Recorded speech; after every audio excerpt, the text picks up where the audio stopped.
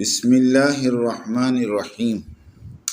قسط نمبر 894، اطاعت کے مستحقین، اعتراض نمبر 270 اور اس کا جواب۔ دعوتی کام اور اس کا اسلوب۔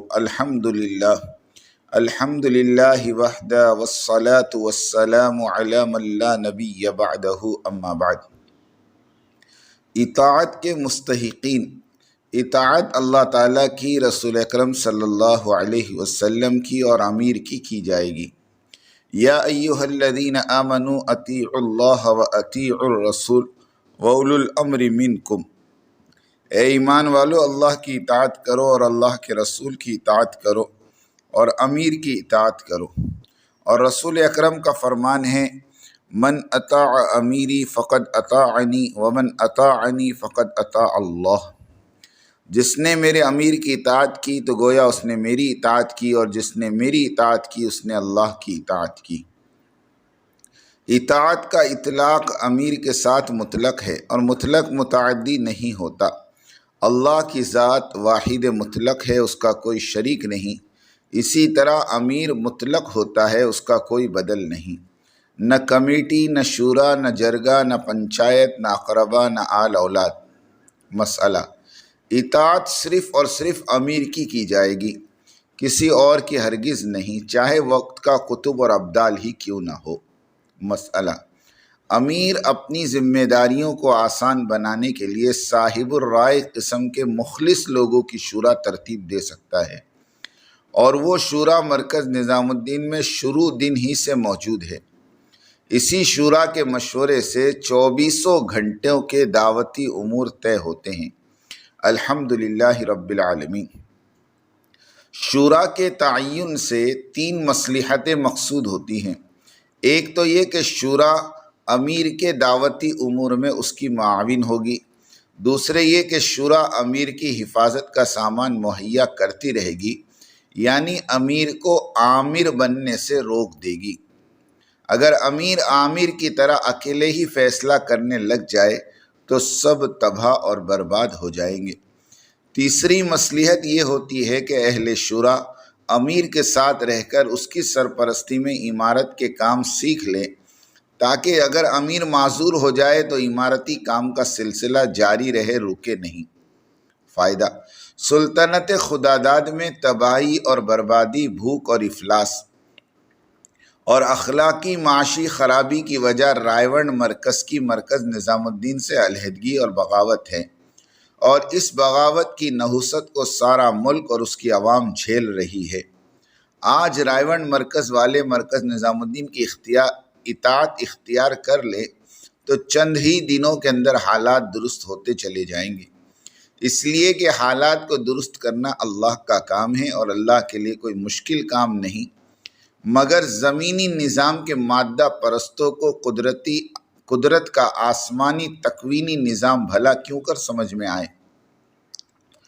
اللہ کی مدد اتروانے کا واحد طریقہ، یعنی جو شخص اور قوم نبیوں والا دعوتی کام کرے گی، اللہ اس کا ناصر اور مددگار ہوگا، اور پھر اس شخص اور قوم کو کسی دشمن کا خوف نہیں ستائے گا۔ دشمن اسے اگر بری نگاہ سے دیکھے گا تو اللہ اسے نمٹ لے گا۔ یاد رکھیں، ٹینک اور توپوں میں وہ طاقت نہیں جو دعوت والے راستے میں چلنے پھرنے والے قدموں کی طاقت ہوتی ہیں۔ اس چلنے پھرنے سے اللہ کا غضب اور غصہ اور رحمت اور شفقت میں تبدیل ہو جاتا ہے، اللہ کا عذاب ٹل جاتا ہے، خیر اور برکتیں اترتی ہیں، انسانوں کو سکون کا سانس نصیب ہوتا ہے۔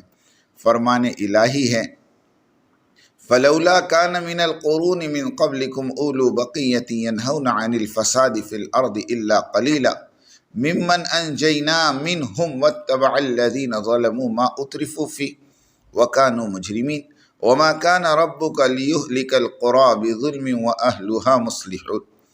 پس کیوں نہ تم سے پہلے کی قوموں میں جن پر عذاب نازل ہوا ایسے نیکوکار لوگ اٹھتے جو زمین میں فساد پھیلانے سے روکتے۔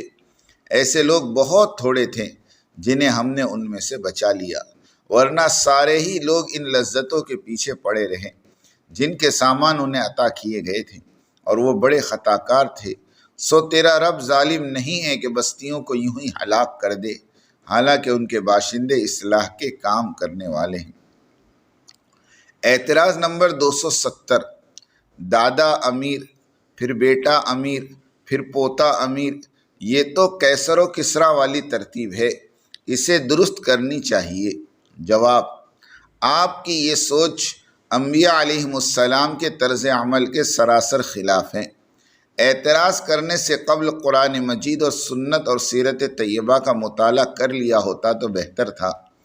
حضرت ابراہیم علیہ السلام کو اللہ تعالیٰ نے جب انسانیت کی امامت پر فائز کیا تو انہوں نے التجا کی کہ اے میرے رب، یہ فیض میری ذریت میں بھی جاری رکھنا۔ قال انی جاعلک للناس اماما قال ومن ذریتی قال لا ینال عہد الظالمین۔ ترجمہ، فرمایا اللہ نے بے شک میں نے تجھے لوگوں کا امام منتخب کیا، کہا اور میری نسل کو، فرمایا تیری نسل میں سے جو ظالم ہو اس سے کوئی وعدہ نہیں۔ یرثنی ویرث من آل یعقوب واجعلہ ربی رضیہ۔ زکریہ علیہ السلام نے کہا وارث عطا فرما میرا اور آل یعقوب کا۔ زکریہ علیہ السلام کے ساتھ اور بھی مسلمان موجود تھے، پھر بھی انہوں نے اپنے داعیانہ مشن کے تسلسل کے لیے بیٹا مانگا تاکہ وہ دعوتی فکروں کو لے کر چلنے والا ہو۔ حضرت علی رضی اللہ عنہ کے بعد حضرت حسن ابن علی رضی اللہ عنہ امیر منتخب ہوئے، 6 مہینے تک امارت کرتے رہے۔ حضرت حسن کا وضاحتی بیان، حشیم کہتے ہیں کہ جب حضرت حسن ابن علی رضی اللہ عنہ حضرت معاویہ کے حق میں دستبردار ہو گئے تو معاویہ رضی اللہ تعالیٰ نے انہیں کہا کھڑے ہو اور بات کریں، تو حضرت حسن رضی اللہ تعالیٰ عنہ نے مجمع میں کھڑے ہو کر اللہ تعالیٰ کی حمد و ثنا بیان کی، پھر فرمایا اما بعد، عقل مندی تقوی میں ہیں اور عجز گناہوں میں ہیں۔ بے شک اس معاملے میں میرا اور معاویہ کا اختلاف تھا، معاویہ مجھ سے زیادہ حقدار ہیں، میرا جو حق تھا وہ میں نے معاویہ کے لیے چھوڑ دیا، مسلمانوں کی اصلاح کے لیے اور ان کی خون کی حفاظت کے لیے۔ وَإِنْ أَدْرِي لَعَلَّهُ فِتْنَةٌ لَكُمْ وَمَتَاعٌ إِلَىٰ حِينٍ، اور پھر استغفار کی اور ممبر سے اتر گئے، یعنی پہلے حضرت علی، پھر چند مہینے کے لیے حضرت حسن، پھر حضرت معاویہ۔ ابا جان امیر تھے، حضرت زید بن حارثہ غزوہ موتا میں امیر تھے، اسی غزوے میں شہید ہوئے، عمر 48 سال تھی، اور بیٹے بھی امیر بنے۔ حضور کے وصال سے چند مہینے پہلے حضرت اسامہ ابن زید سے ایک بڑی غلطی بھی ہوئی تھی، غزوے کے دوران ایک کافر کو کلمہ پڑھنے کے باوجود آپ نے قتل کر دیا تھا۔ حضور کو اطلاع ملی، اتنے ناراض ہوئے کہ اسامہ کے لیے غم سے زندگی دشوار ہو گئی، کہتے تھے کاش میں آج ہی مسلمان ہوا ہوتا تو اتنے بڑے گناہ سے بچ جاتا۔ حضرت اسامہ نے حضور صلی اللہ علیہ وسلم سے اپنے قتل والے عمل پر رجوع کیا اور رسول اللہ صلی اللہ علیہ وسلم نے حضرت اسامہ کے رجوع کو قبول فرمایا۔ مولانا سعد صاحب نے بھی دارالعلوم کے مفتیان کرام سے رجوع کیا، لیکن ان کے رجوع کو قبول نہیں کیا گیا۔ البتہ یہ کہا گیا کہ مولانا سعد صاحب پر ہمیں اعتبار نہیں۔ بغض سعد میں یہاں تک آگے چلے گئے کہ مولانا طاہر گیاوی صاحب رحمۃ اللہ علیہ نے تو یہاں تک فرما دیا کہ حضور صلی اللہ علیہ وسلم کو حضرت اسامہ پر اعتماد اور اعتبار نہیں کرنا چاہیے تھا، مگر مرحوم نہیں جانتے تھے کہ وہ دارالعلوم کی فتویٰ کمیٹی نہیں تھی، بلکہ دربار رسالت مآب ہے، اور دربار رسالت کی شان ہی کچھ اور ہے کہ وہاں تو خطاؤں پر عطائیں کی جاتی ہیں۔ اللہ مرحوم کی مغفرت تامہ فرمائیں۔ اس واقعے کے بعد جب دوسری مرتبہ غزوے پر جماعت بھیجی تو وہی حضرت اسامہ کو سپاہی کی حیثیت سے نہیں بلکہ لشکر کے امیر کی حیثیت سے غزوے میں بھیجا، اور مامورین وہ عطا ہوئے کہ جنہیں فرش ہی پر اصحاب الجنہ کا لقب سے نواز دیا گیا تھا، یعنی اس جماعت میں کبار صحابہ اور عشر مبشرہ والے بزرگ بھی شامل تھے۔ حضرت اسامہ اس سے پہلے بھی امیر بنائے گئے تھے، مگر چھوٹی چھوٹی جنگوں کے، جن میں اتنے بڑے بڑے صحابہ نہیں ہوا کرتے تھے۔ حضرت سلمہ ابن اقویٰ رضی اللہ تعالیٰ عنہ فرماتے ہیں میں 7 جنگوں میں رسول اللہ صلی اللہ علیہ وسلم کے ساتھ شریک ہوا، اور 9 ایسی جنگوں میں شریک ہوا جن میں رسول اللہ صلی اللہ علیہ وسلم نہیں تھے۔ اس لیے امیر کبھی ابو بکر ہوتے اور کبھی اسامہ ابن زید۔ اعتراض کرنے والوں کا یہ کہنا کہ باپ کی گدی بیٹے نے لے لی غلط نہیں ہے۔ حضرت اسامہ کے مذکورہ بالا واقعے میں اس اعتراض کی تائید اور سند موجود ہے۔ فائدہ: باپ کی آن بان کو قائم رکھنے والا بیٹے سے بڑھ کر اور کون ہو سکتا ہے؟ ویسے حضرت زید تو حضور صلی اللہ علیہ وسلم کے منہ بولے بیٹے ہی تو تھے، اور اسامہ بیٹے کے بیٹے۔ مراجع اور مآخذ: حضرت عمر کا انصاف۔ حضرت عمر کے بیٹے نے مصر سے پیسے کما کر لایا۔ حضرت عمر نے پوچھا، میں نے تو بہت تھوڑے پیسے تجھے دیے تھے، تو نے اتنے زیادہ پیسے کیسے کمائے؟ بیٹے نے کہا، آپ کے دوست یعنی مصر کے گورنر نے میری مدد کی۔ حضرت عمر نے پوچھا، کیا وہ گورنر صاحب نے تیرے باقی ساتھیوں کی بھی مدد کی؟ کہا، نہیں، صرف میری مدد کی۔ حضرت عمر نے فرمایا، چپ کر، گورنر نے تیری مدد نہیں کی بلکہ خلیفہ کے بیٹے کی مدد کی تاکہ خلیفہ کو اپنے بارے میں نرم کر سکے۔ سن، تیرا آدھا مال بیت المال کا ہے اور آدھا مال تیرا ہے۔ فائدہ: خیر القرون کے دور میں اتنی احتیاط برتی گئی کہ امیر کے بیٹے کو بھی منع کیا گیا کہ کسی کی مراعات کو قبول مت کر۔ تو اندازہ لگائیں کہ ہمارے اس پرفتن دور میں ہمیں کسی کا مال اور تعاون قبول کرنے میں کس قدر محتاط ہونا چاہیے۔ سارے فتنوں کی جڑ مال ہے، اسے کنٹرول کیا جانا چاہیے۔ خیر القرون کے دور میں نئی چادروں پر سوال اٹھایا جاتا تھا، تب تو سارا نظام دعوت اور نظام مملکت درست سمت چلتا تھا۔ آج بھی وہی جانچ پڑتال کی ضرورت ہے، بلکہ آج کے دور میں روک ٹوک فرض کا درجہ رکھتی ہے۔ متوسط درجے کا آدمی کروڑوں روپے پانی کی طرح بہا رہا ہو تو اس سے پوچھا جائے گا کہ یہ مال کہاں سے آیا اور ہم پر کیوں لٹایا جا رہا ہے؟ پہلے تو ہمارے ساتھ ایسا کبھی نہیں ہوا، اچانک یہ امداد اور نذرانے کیوں؟ اس طرح کا استفسار عین اسلام ہے۔